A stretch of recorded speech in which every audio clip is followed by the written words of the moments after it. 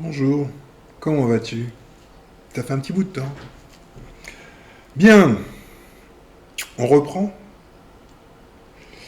Alors aujourd'hui, on va parler de plusieurs choses et on va commencer à aborder la dimension psychiatrique de, des Yamnaya. On peut les appeler comme on veut, hein. Yamnaya, post-néandertalien, achromatique, qu'importe le nom, au fond. On sait de qui on parle. Donc, on va aborder un de ces aspects, puisque on sait que Néandertal a transmis un bagage génétique dont les achromatiques sont pourvus, les achromatiques et ceux qui dans leur lignée, ont rencontré des Yamnaya et donc ont transmis leur tard aux Homo sapiens.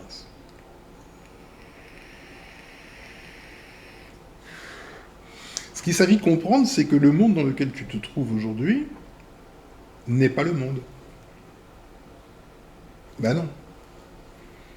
Si, comme je te le dis, le monde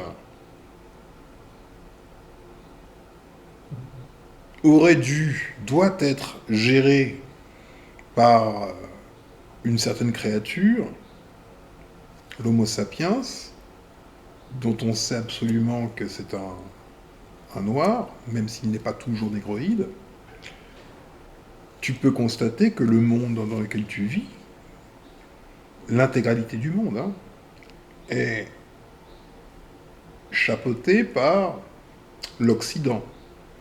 L'Occident, c'est une autre façon de dire la civilisation achromatique, donc néandertalienne.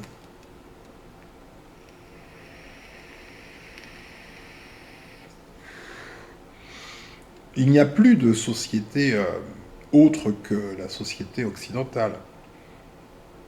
Tous ceux qui déviaient de Norma One bah, étaient mis à mort ou contraints. Enfin, ils n'existent plus, quoi. Ils sont plus rien. C'est vrai pour presque tous. C'est où les peuples s'alignent, où ils périssent. C'est une guerre qui est faite non pas contre les peuples, ainsi que l'a dit Claire Sévrac dans un de ses livres, qui était d'ailleurs le titre de ce livre, La guerre contre les peuples. Non, c'est la guerre de Néandertal contre l'Homo sapiens. C'est la seule guerre réelle qu'il y ait. Une guerre d'une espèce, d'une... On peut même pas appeler ça une espèce, hein, puisqu'il n'a pas été produit par la vie, ce Néandertal. Hein, il a été produit par des bricolos. Donc c'est pas vraiment une espèce, mais bon, comme il faut employer des mots, on va dire espèce. Donc c'est la guerre d'une espèce, une espèce totalement illégitime, contre l'espèce légitime. Voilà. Et puisqu'il n'était pas légitime, cet ami Néandertal, ce qu'il était, biologiquement, n'était pas compatible avec la vie.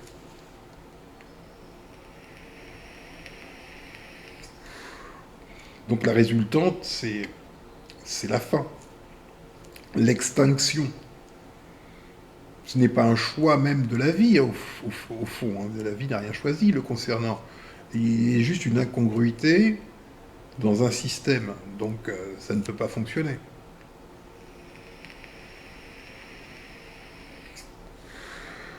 Ok.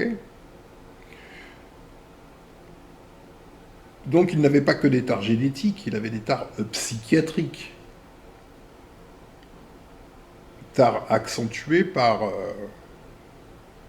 la prise de conscience au quotidien de sa bioincompatibilité, de son illégitimité. D'accord? Et au fond, tout repose sur ce sentiment d'illégitimité.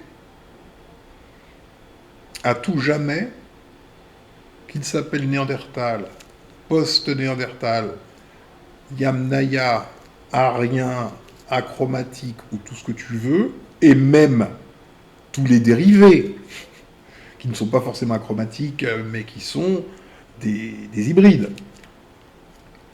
Eh bien, toutes ces créatures sont illégitimes.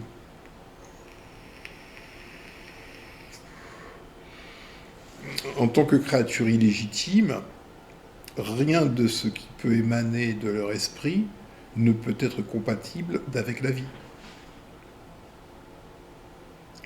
En pratique, il y a deux mondes. Il y a le monde idéalisé, le monde du discours, et il y a le monde vrai. Et quand on vit une réalité, ou on croit vivre une réalité qui n'est pas, elle ne repose pas sur des faits, elle n'est pas factuelle, elle n'est pas du verbe être, et que l'on y croit, on est dans une psychose.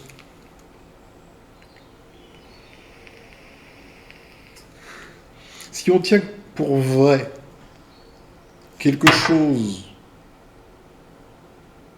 qui n'est pas, on est vraiment malade.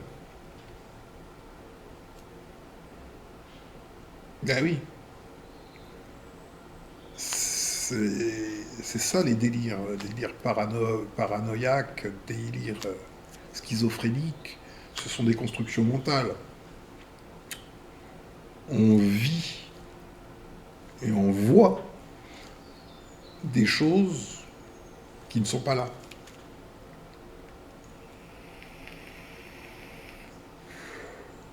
La schizophrénie est une des maladies mentales transmises par Néandertal.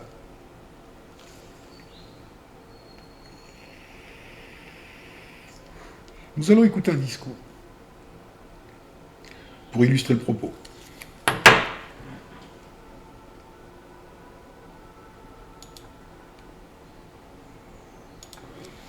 Alors, c'est le discours de Robert Badinter, qui était garde des Sceaux, lorsque François Mitterrand est passé au pouvoir en 1981. Voilà, discours de Robert Badinter à l'Assemblée nationale le 17 septembre 1981. D'accord? Donc, ce que tu peux voir déjà, c'est l'Assemblée nationale. Il faut que tu poses ta conscience dessus. Tu es dans un lieu, plus qu'un simple bâtiment, tu es dans un lieu particulier, riche en symboles. Tu es dans une sorte d'église. Ça prêche. Écoutons le prêche. Monsieur le Président, Mesdames, Messieurs les députés, j'ai l'honneur, au nom du gouvernement de la République, de demander à l'Assemblée nationale l'abolition de la peine de mort en France. Cette communion, cette communauté de femmes et d'hommes, à travers les clivages politiques, montre bien que le débat qui s'engage aujourd'hui devant vous est d'abord un débat de conscience et qu'il engage en effet chacun d'entre vous et que le choix qu'il fera l'engage personnellement. Bien, donc tu peux constater pas mal de choses concernant Robert Badinter. Bon, c'est un homme qui a de l'allure, ce qu'on appellerait un bel homme. Il a de la prestance, il est bien habillé.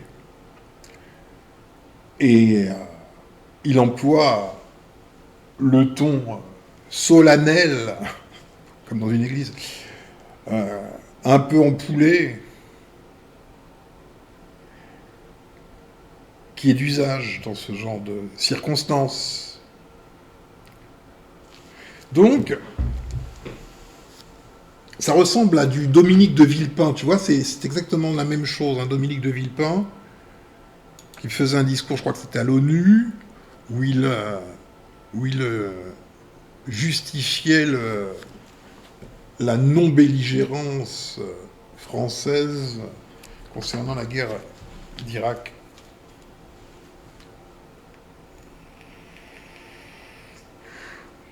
Là, ce que tu viens d'entendre, c'est l'expression de la schizophrénie. La schizophrénie de qui? De Norma Wan. La schizophrénie de l'État.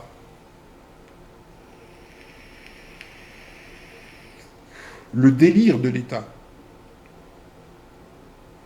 Parce que Norma Wan et l'État, c'est la même chose. Hein. Norma Wan, c'est le nouveau Dieu. C'est-à-dire que c'est le surmoi. Le surmoi est l'autorité qu'on reconnaît personnellement comme suprême, vis-à-vis de qui on se couche. C'est le fameux Jacadi. Si tu comprends Jacadi, tu comprends parfaitement Norma Wan. Tu comprends parfaitement l'État.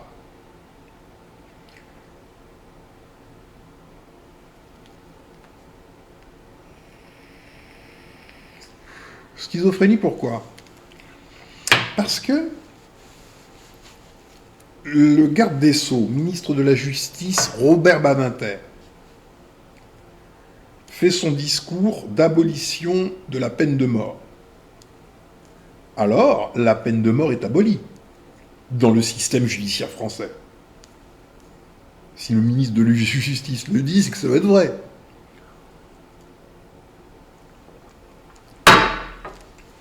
Or, il y a à peine une semaine, un flic a appliqué la peine de mort sur 2 individus, je crois qu'il y en a un troisième qui est grièvement blessé. Pour quel chef d'accusation? Pas d'inculpation, ils n'ont même pas eu le temps d'être inculpés. L'accusation de la police elle-même, même s'il n'est pas verbalisé, même si c'est pas dit, ils étaient accusés de quelque chose. Ils ont été mis à mort. La peine de mort a été appliquée par le système judiciaire. C'est le système judiciaire qui a appliqué la peine de mort.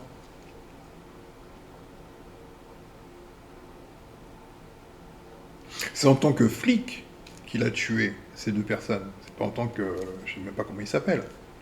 C'est en tant que agent de l'État, agent de Norma Wan.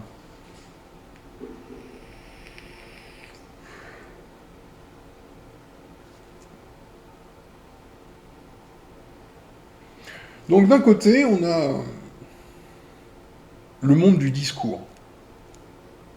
Le discours. L'emphase. La prestance. La French touch. Moi, je vois que des branquignoles. Robert Badinter est un branquignol.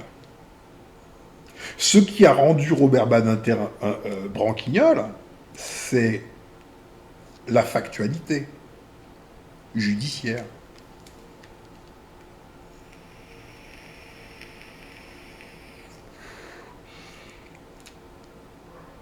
la peine de mort est abolie, et pourtant, le système judiciaire, par sa police, applique la peine de mort sans autre forme de procès.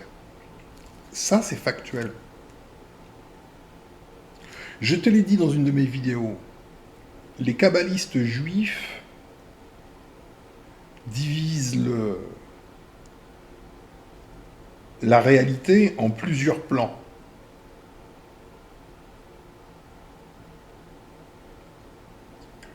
Et le plan sur lequel nous nous trouvons, eux appellent ça royaume, Olam. Le Olam qui est le nôtre est appelé le Olam Ahasya, le royaume de l'action, le monde de l'action, le plan de l'action. C'est très important de le savoir. Ça veut dire que seule la factualité compte. Le discours n'a pas de sens.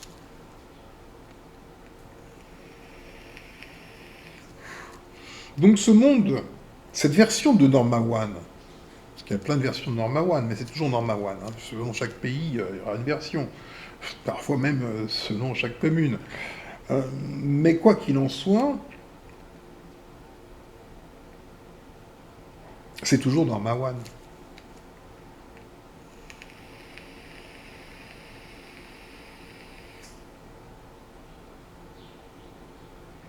Norma One, ce qui indique la norme de manière impérative, donc totalitaire, hein, c'est Norma One.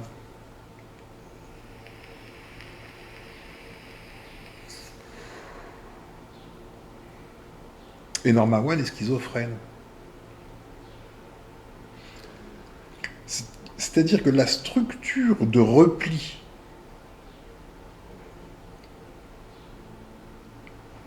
des achromatiques est, en fait, la structure mentale néandertalienne.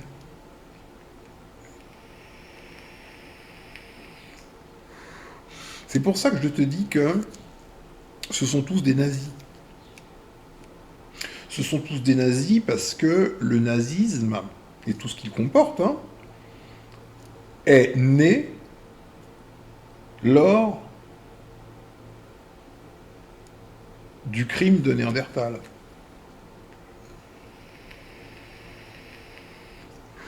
Et son premier crime, dont il n'est pas l'auteur, est son existence. Comment dirais-je? Le fait qu'il soit là. J'allais dire son existence, mais non, il n'existe pas. Il est là.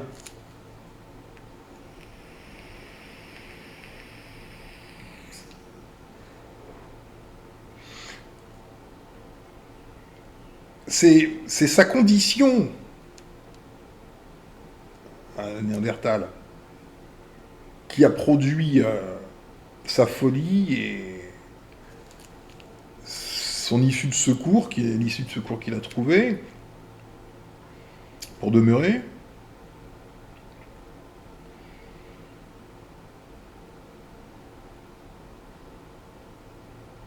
C'est ça qui le conduit au nazisme. C'est le drame cosmique. Parce qu'en tant que ce qu'il est, une créature non viable, qui n'a pas eu d'autre issue que d'aller se loger dans la génétique du légitime,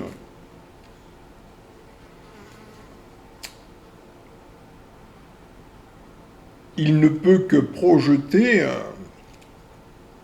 dans son délire, hein, ne peut que se projeter et projeter sur le monde l'idée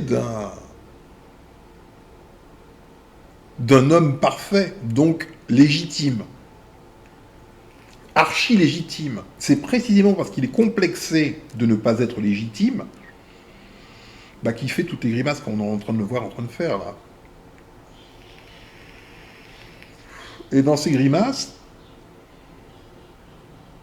légitimistes, il y a l'eugénisme. Et l'eugénisme est pratiqué par Néandertal depuis au moins 40 000 ans.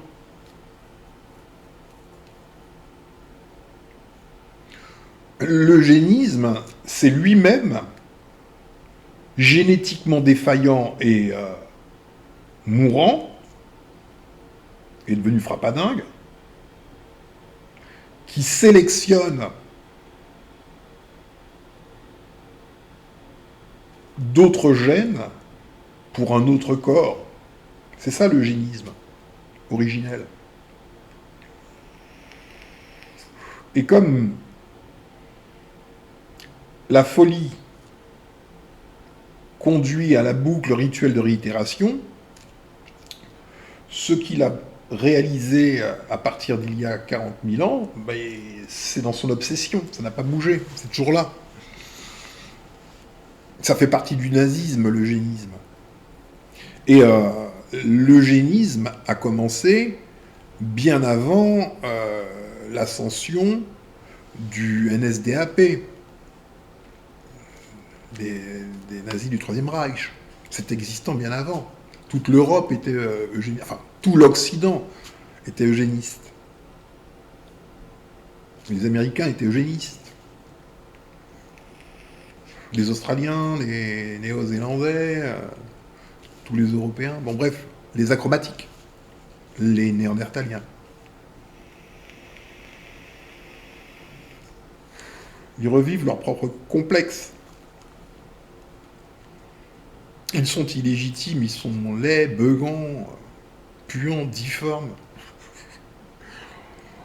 mourants, brûlés par le soleil parce que, en crise d'alopécie, ils ont perdu leur poil. Ça brûle, la peau. Ça, c'était l'ultime. Ok ? Donc, ils se sont réfugiés, comme dans une caverne, ils se sont réfugiés dans des corps. Et ils sont prisonniers d'une génétique qui n'est pas la leur, au fond. Leur sauveur est tout ce qu'ils détestent. Tu comprends ? C'est la génétique de l'Homo sapiens qui le sauve. Il peut continuer de demeurer, avec une autre forme, plus ou moins, une forme améliorée. Suffisamment améliorée pour qu'il demeure. Pas dans son intégrité, évidemment, puisqu'il va dans une autre génétique. Donc il n'est plus intègre.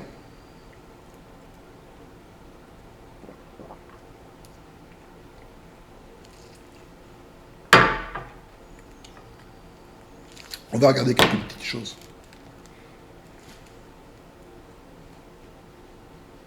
Attends, j'ai un truc qui s'ouvre. Hop. On va regarder quelques petites choses.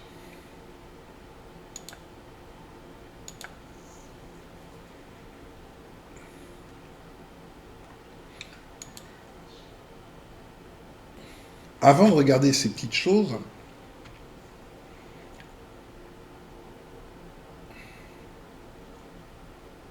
il faut que tu comprennes bien.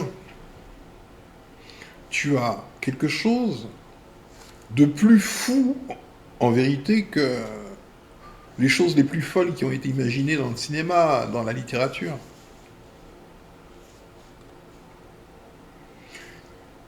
C'est quelque chose de plus fou que la planète des singes. Dans la planète des singes, ceux qui prennent le contrôle de la planète, ceux qui renversent le légitime, ce sont des singes, des gorilles et des chimpanzés.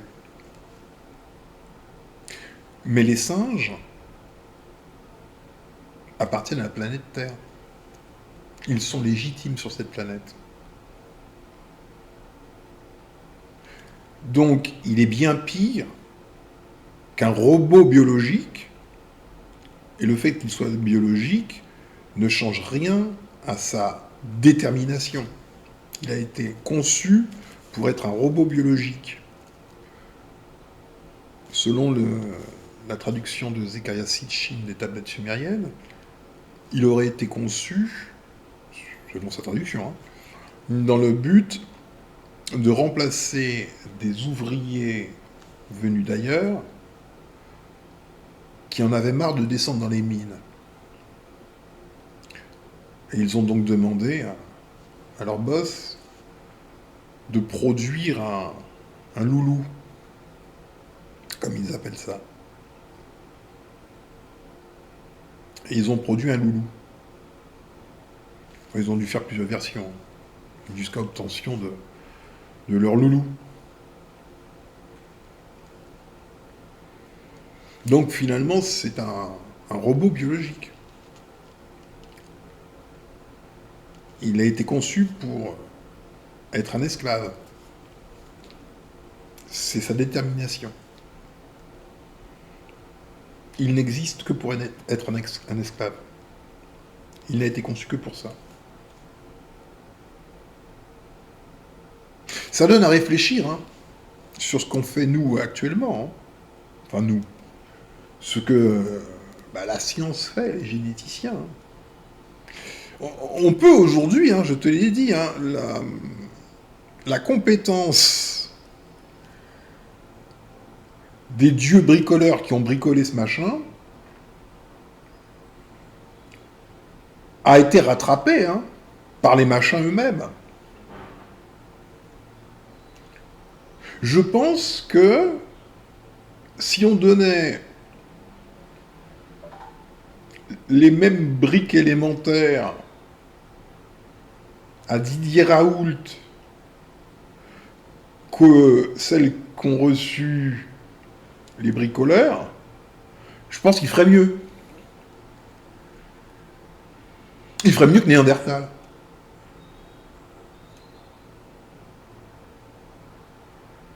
C'est-à-dire que le dieu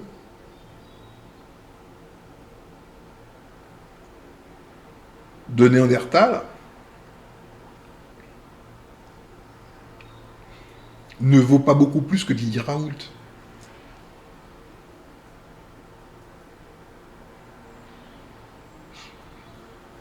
Il y a quelques décennies, siècles,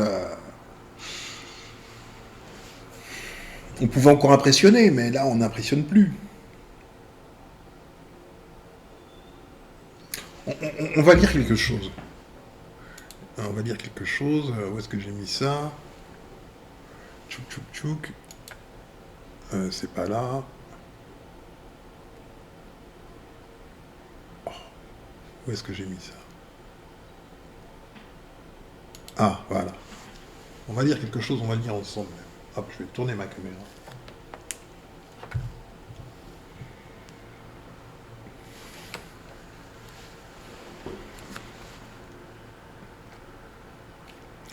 C'est le livre de la Genèse.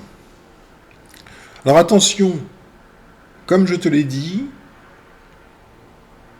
le mensonge n'existe pas. Il n'a pas de matérialité, ce n'est pas un fait.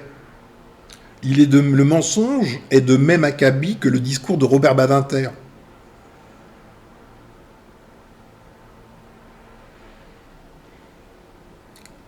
Le mensonge est composé exclusivement de vérité. Les briques élémentaires doivent être factuelles, doivent être réelles. L'assemblage, lui, ça peut être selon le bon vouloir de l'exécutant. Tu comprends? Donc, la Bible ne contient que des vérités, au fond. Cependant, l'arrangement des pièces fait que ça devient un mensonge.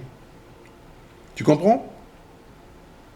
Le mensonge ne peut pas exister par lui-même, il a besoin d'un support.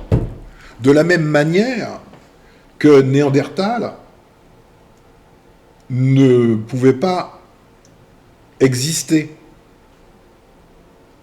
Il n'existe pas, Néandertal. Exister, je te rappelle, l'étymologie, ex, sortir de, et stare, étoile, sorti de l'étoile. Néandertal n'est pas sorti de l'étoile, il est sorti d'un laboratoire.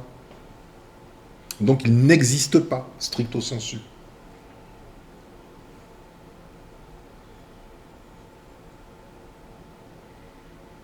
Lisons.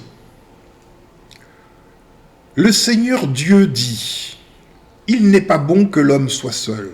Je lui ferai une aide semblable à lui. » Le Seigneur Dieu forma de la terre tous les animaux des champs et tous les oiseaux du ciel. Et il les fit venir vers l'homme pour voir comment il les appellerait. Alors déjà, pose-toi bien là-dessus. Pour voir comment il les appellerait. Au cas où tu n'aurais pas constaté, celui qui nomme les choses et les gens, ici, c'est le post-néandertalien, le Yamnaya, la chromatique, l'homme moderne, l'homme blanc. Il n'y a que lui qui nomme. Ou qui renomme, hein. Il se croit celui dont la verbalisation est légitime. Quand ce crétin va sur un continent, rencontre les autochtones, il ne leur demande pas comment est-ce qu'ils s'appellent. Il ne leur demande pas comment ils appellent la terre sur laquelle ils habitent. Non, il nomme. Et il nomme ces gens les Indiens. Et il nomme leur continent Amérique. Ce sont eux qui nomment. Or, il y avait déjà un nom, tout comme il y avait déjà des gens. Mais il nie autant le nom que les personnes. Il les nie. En fait, rien n'existe sauf eux, ou par eux.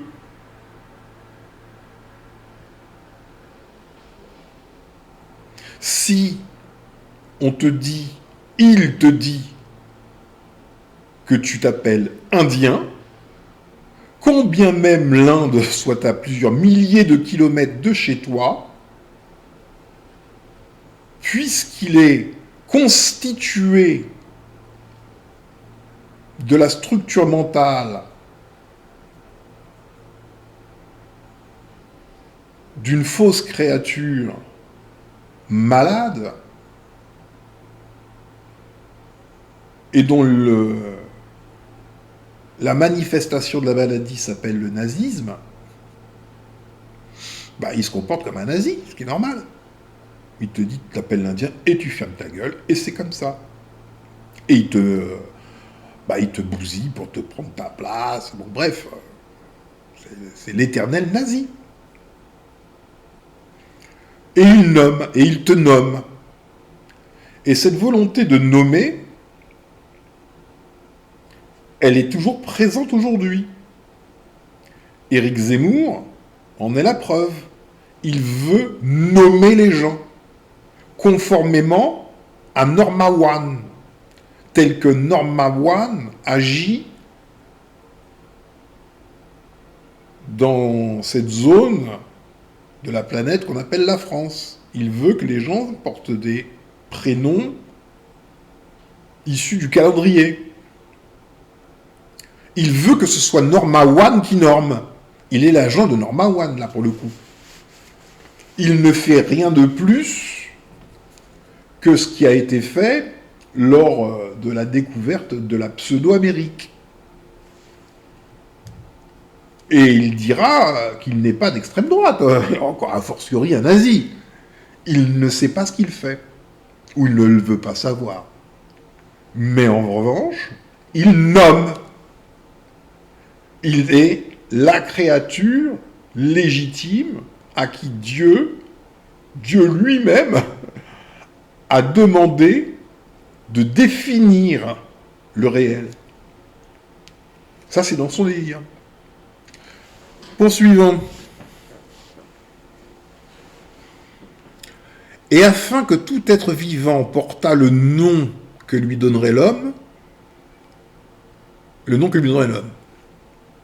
et l'homme donna des noms à tout le bétail, aux oiseaux du ciel et à tous les animaux des champs. Mais, pour l'homme, il ne trouva point d'aide semblable à lui. Donc, cet homme-là, il n'a pas de femelle.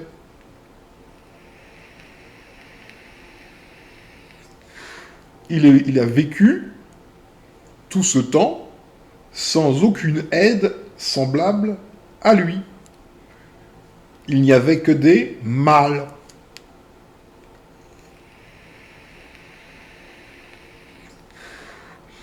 Et là, il y a un mélange des genres. Il y a un peu du vrai Dieu et beaucoup du faux Dieu. Le vrai Dieu a donné la capacité aux vrais hommes de parler et de nommer. Les hommes parlent et nomment, les hommes, les homo sapiens, c'est donc les noirs, depuis très longtemps, depuis qu'ils se font appeler homo sapiens. Au moins.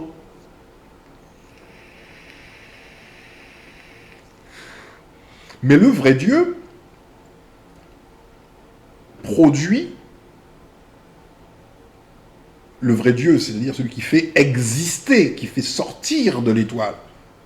Je ne parle pas d'un Dieu bricoleur de labo, un petit laborantin.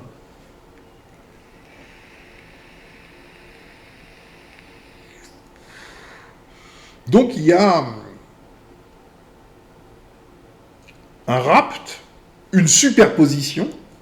J'ai fait une vidéo qui s'appelle « Superposition » pour comprendre les principes sous-jacents. Donc là, on met en évidence un principe, le principe de la superposition. Un faux Dieu, laborantin, se superpose au vrai Dieu qui est esprit.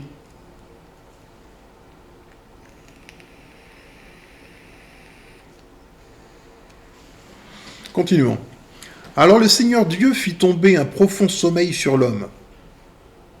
Cette technique, cette approche, l'anesthésie, on peut appeler ça comme ça, n'est pas divine. C'est une approche, entre guillemets, scientifique. C'est une approche médicale. C'est une approche d'un être, ou enfin de quelqu'un, d'une créature locale. Ce n'est pas la force de vie. C'est quelqu'un. Alors Dieu fit tomber un profond sommeil sur l'homme qui s'endormit. Il prit une de ses côtes et referma la chair à sa place. Il prit une de ses côtes et referma la chair à sa place. C'est une description on ne peut plus claire de la chose médicale.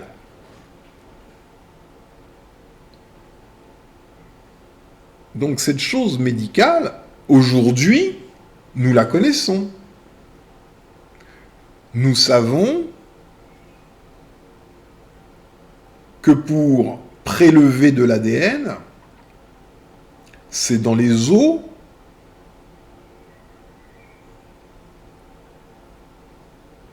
qu'on fait ces prélèvements.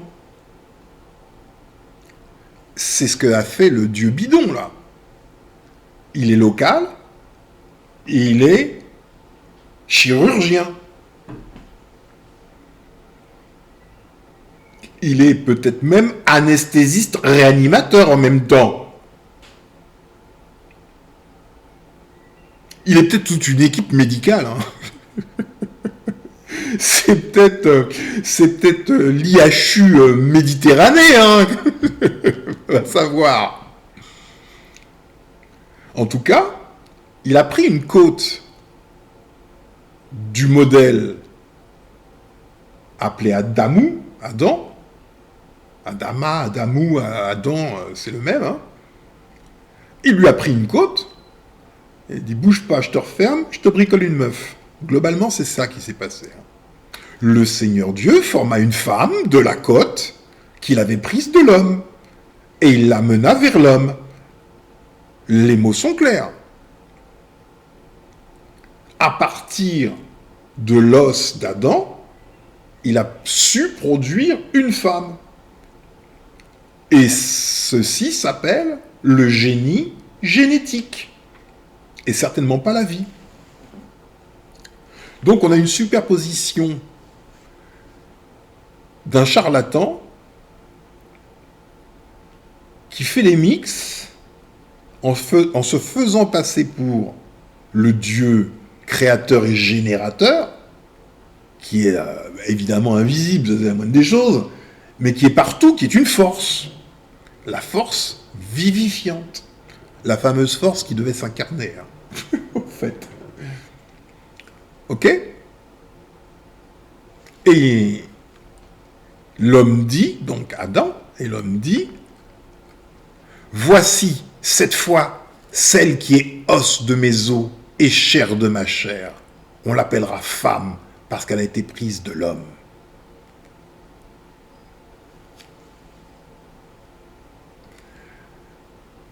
Voici cette fois celle qui est os de mes os et chair de ma chair.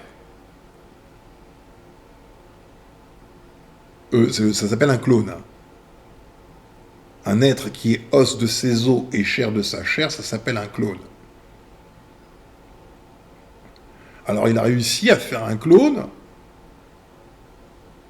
mais qui soit femme, du sexe opposé.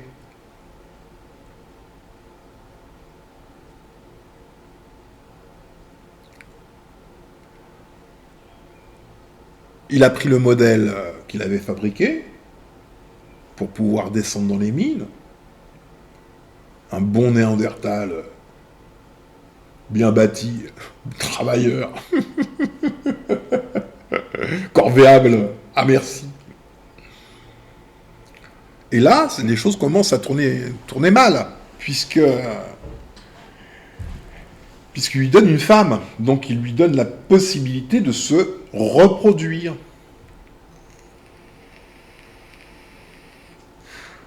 Mais cette phrase laisse supposer qu'il y avait déjà eu une tentative par un autre biais. Parce que s'il dit « voici cette fois »,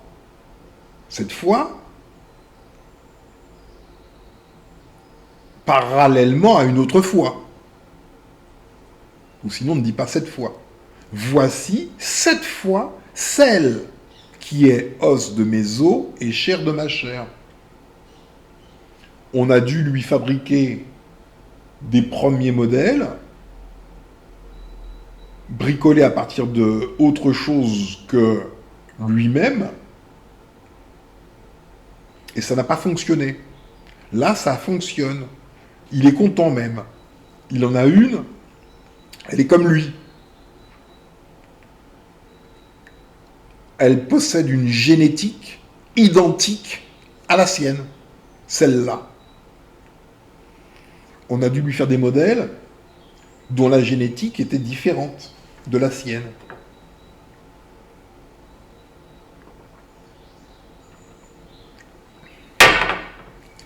Bien. Femme néandertale. Voilà ce que j'ai tapé sur Google. Donc, amis achromatiques. On va commencer d'entrer dans la psychanalyse de l'espèce. Regarde bien. ami achromatique. Tu vois bien? Tu vois? Regarde. Quand on tape femme néandertale, regarde ce qui apparaît.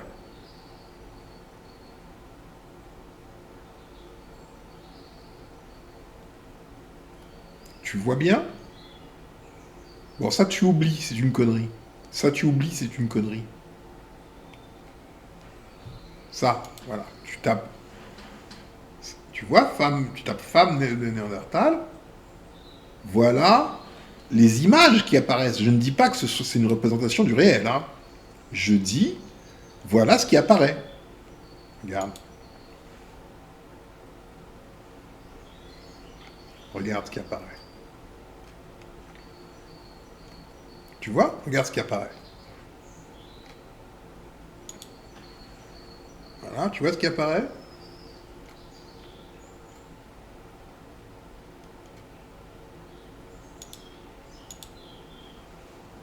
Tu vois ce qui apparaît? Tu vois ce qui apparaît? Quand on met femme de Néandertal. Regarde bien.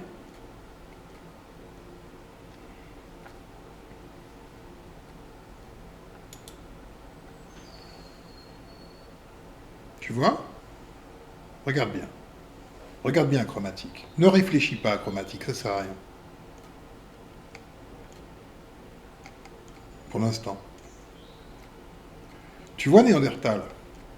Tu le vois bien. Maintenant, regarde-toi, achromatique. Regarde-toi, mais ne réfléchis pas et ne va pas chercher des sources ou je sais pas quoi. Comment ça nous fatigue avec les conneries. Regarde bien, et je vais te poser une question, Néandertal. Enfin, non, achromatique, excuse-moi. Ah, regarde bien. Tu vois, regarde bien. Prends ton temps. Ne réfléchis pas, c'est pas le but.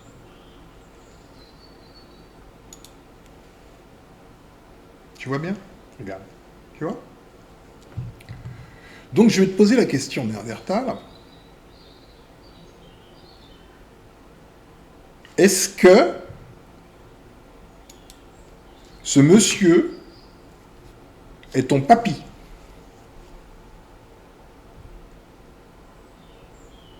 Est-ce que tu as le moindre lien avec ce monsieur? Ce monsieur est l'homme, le seul. Et on l'appelle Homo sapiens. Celui-là date d'il y a 10 000 ans. On l'a trouvé dans la région de Cheddar, en Angleterre. Est-ce que ce monsieur est ton papy? Ce monsieur s'appelle Homo sapiens. Est-ce que ta famille ne serait pas plutôt ça? Sauf que ça s'appelle Homo néandertalensis. Donc, achromatique, je te pose la question. Est-ce que tu es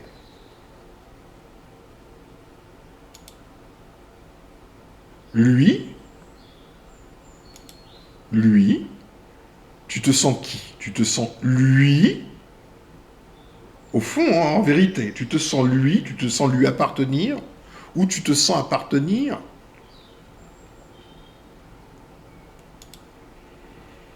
plutôt à ces gens-là. Regarde la tête qu'il a. Oh my God! Là, ils ont exagéré. Ok?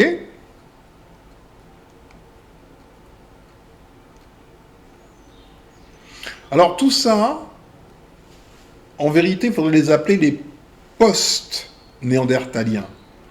Tous ceux qui ressemblent à ça, là. D'accord? Ça, ce sont des post-néandertaliens.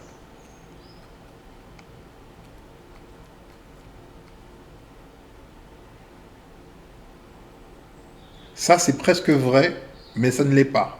Il manque des poils. Pour parler du vrai Néandertal, celui des origines.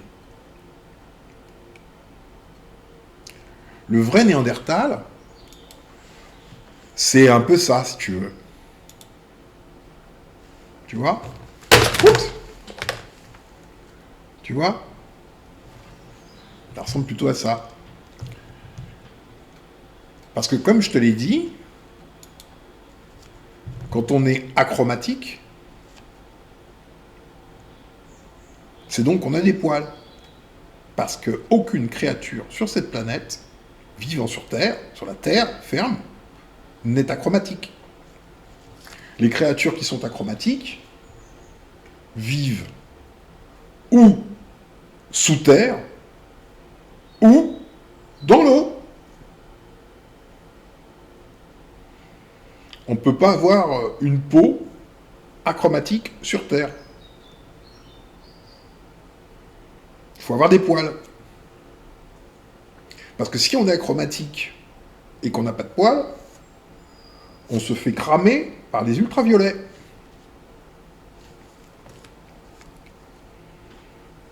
Entre autres. Oui, il ressemblait plutôt à ça, en vérité. Voilà. Parce qu'il avait des poils roux. Il est roux. Il n'est pas blanc, il est roux. Voilà. Ça, c'est lui, le vrai Néandertal. Ce que les super généticiens venus de je ne sais où ont produit. C'est lui, Adam. Et Ève, elle lui ressemble un peu. Hein. Enfin, même beaucoup. Voilà, c'est lui. Voilà, tu vois, là, voilà, globalement, tu le vois bien. Voilà, c'est lui. C'est lui, Adam.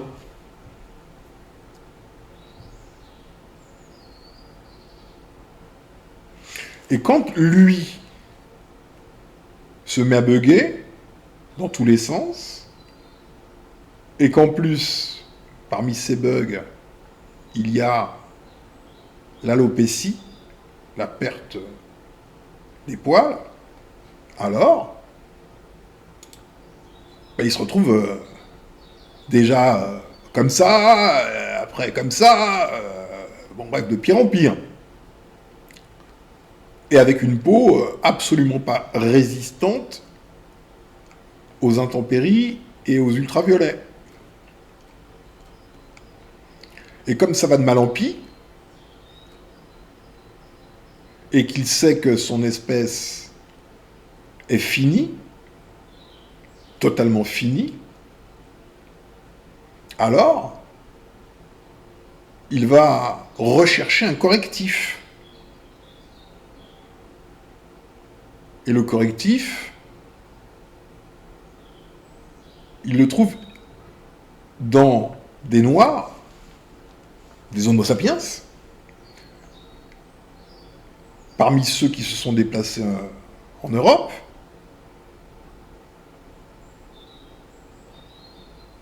et notamment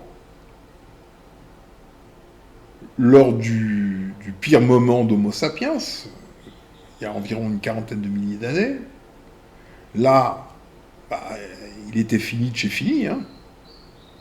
Il a disparu il y a un peu moins de 30 000 ans. Hein. Il a totalement disparu il y a un peu...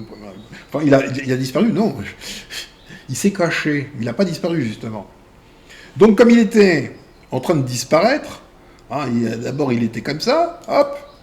Et là, il était normal, au fond. Au fond, il était normal, de sa normalité à lui. Sauf que quand ça s'est mis à bugger, bah, il a commencé à devenir de plus en plus anormal. Par rapport à sa normalité, à lui, celle qui lui permettait de survivre. Là, ça bug dans tous les sens. Alors, il trouve un correctif.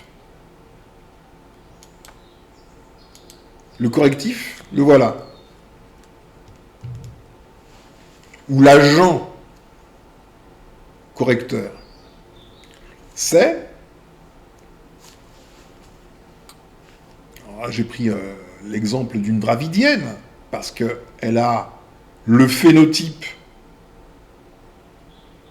caucasoïde, ou presque.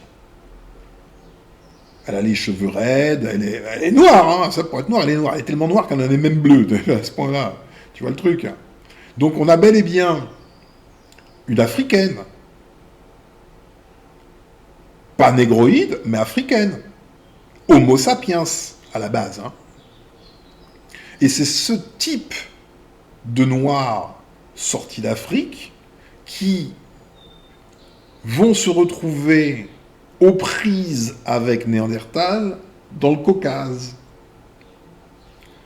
Pour pouvoir, en tant qu'espèce, survivre, il faut qu'ils changent de costard, il faut qu'ils changent de génétique. Ces créatures-là, les Homo sapiens, ont une génétique parfaite. Ils n'ont aucun problème. Aucun. Et lui, en train de dépérir, les voit. Et tu t'imagines la souffrance? C'est la jalousie, mais poussée à l'extrême. Il doit être conscient que ces créatures qui prospèrent sont les vraies créatures, celles qui doivent être là, produites par le vrai Dieu. C'est la force de vie, par le biais de l'évolution de l'espèce, et non pas par le génie génétique. Donc il les regarde avec envie, forcément. Il les déteste, comme il les envie. Il prend conscience de lui-même, de tout ce qu'il n'est pas. Et ne sera jamais. Il est à tout jamais illégitime.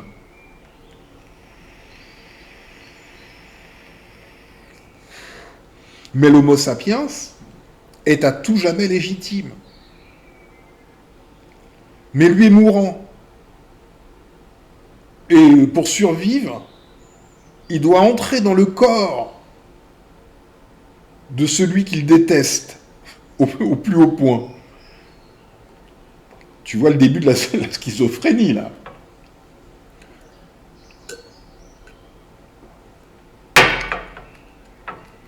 Et le correctif, Homo sapiens, pour accéder au correctif, la femme Homo sapiens, il fallait qu'ils zigouillent les hommes Homo sapiens.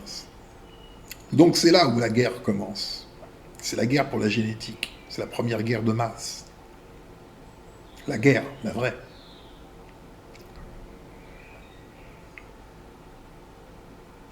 Bidouillage génétique par viol, aidant.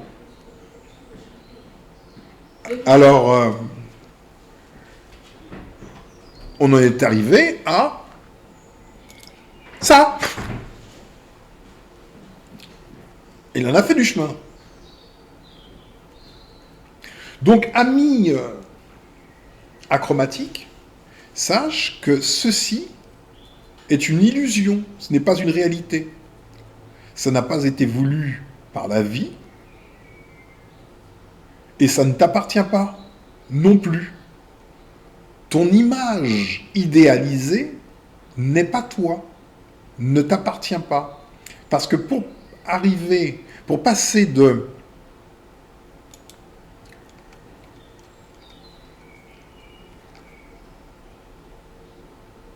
Je vais t'en trouver un, ne bouge pas. Pour passer de ça, ou même pour passer de ça à ça, le chemin obligatoire est ça.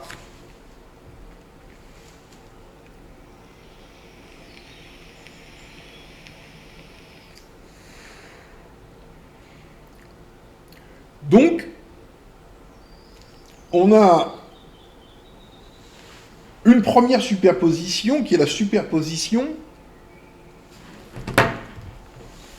Une première superposition qui est la superposition d'un dieu en plastique, ou de dieux en plastique, qui se font passer pour les vrais dieux, puisque là c'est un putsch qui se met en place.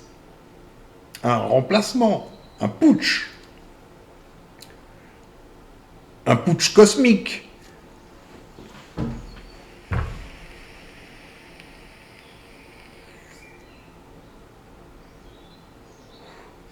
Une superposition d'un faux dieu par-dessus un vrai dieu, une superposition d'une fausse espèce par-dessus l'espèce originelle et véritable, une superposition telle que Néandertal, dorénavant, se fait appeler Homo sapiens. Il a même fait un schéma. Tu pars du singe et tu arrives à la crème de la crème, lui. Et entre les deux, bah, tu mets quelques noirs.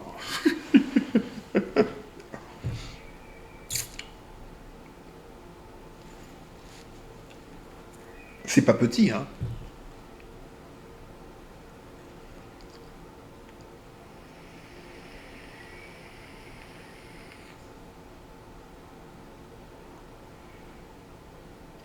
Donc, mon ami achromatique, je te questionne. Pourquoi prétends-tu t'appeler Homo sapiens? Tu as vu les photos. Tu as vu ce qu'il y a dans ta propre psyché. Quand les modélisateurs modélisent un Néandertal, c'est un achromatique qui te ressemble comme 2 gouttes d'eau. Et quand la génétique modélise un Homo sapiens, eh ben il me ressemble à moi comme 2 gouttes d'eau. Lequel de nous deux n'est pas l'Homo sapiens? Vas-y, je te donne 2 heures pour réfléchir. Là, tu peux. Tu n'es pas l'Homo sapiens. Et tu ne le seras jamais. C'est pas possible. Seul l'Homo sapiens est l'Homo sapiens. Le Néandertal en costard d'Homo sapiens, c'est juste un Néandertal en costard d'Homo sapiens. L'habit ne fait pas le moine.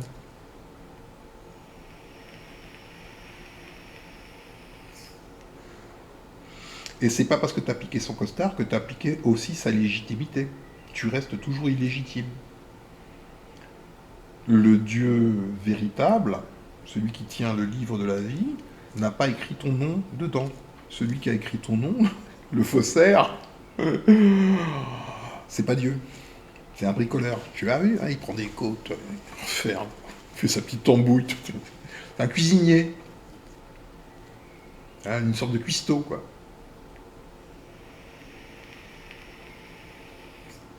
C'est pas un génie. Du tout. Je te l'ai dit, hein, Didier Raoult le dépasse. En compétence. Ou presque.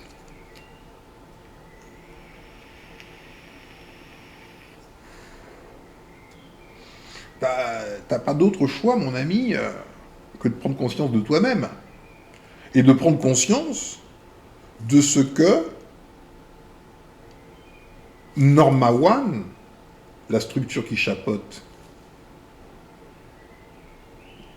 ta fausse espèce, et veut chapeauter toutes les autres, hein, veut tout contrôler.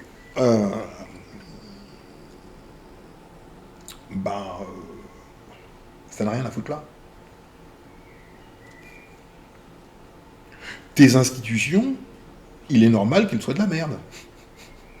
Il est normal que Robert Badinter fasse le discours en poulet, tandis que la police assassine en France en toute impunité.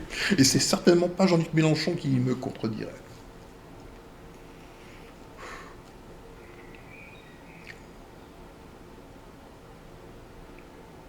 Parce que, en fait, la police agit conformément à Norma One. Hein. Robert Badinter aussi. C'est-à-dire que Norma One demande à Robert Badinter de sortir de beaux textes, des idées nobles, enfin, bon, bref, un tas de baratins, qui ne correspondent pas au réel, et il demande à la police de faire ce qu'elle fait. Ah, mais il n'est pas obligé de lui demander ouvertement, il n'est pas obligé de dire tuer les gens. Parfois, il dit... Une croisière?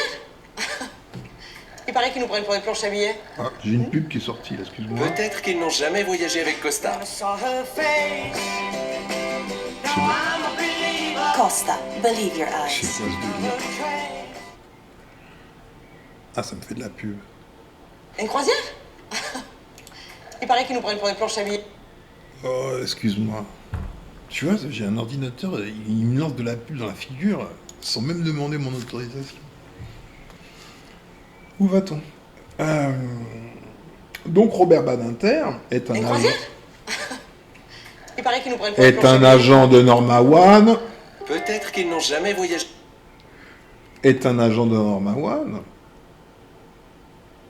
tout comme les flics aussi sont des agents de Norma One. Leurs missions sont différentes. L'un est fait pour endormir les masses et leur faire croire en une réalité parallèle qui n'existe pas, qui n'est pas factuelle, et les autres mènent la réalité factuelle. Et vois-tu, dans ce monde, et c'est ce qui te trompe d'ailleurs,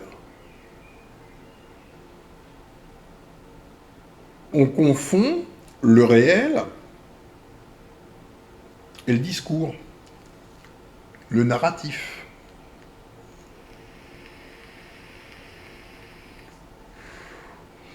Quand tu vois ce qui représente la France, la représentation, c'est Robert Badinter. Le flic, lui, il représente rien. C'est Dominique de Villepin. Ceux-là représentent la France. Ceux-là sont ceux qui discourent. Et leur discours ne correspond à aucune réalité.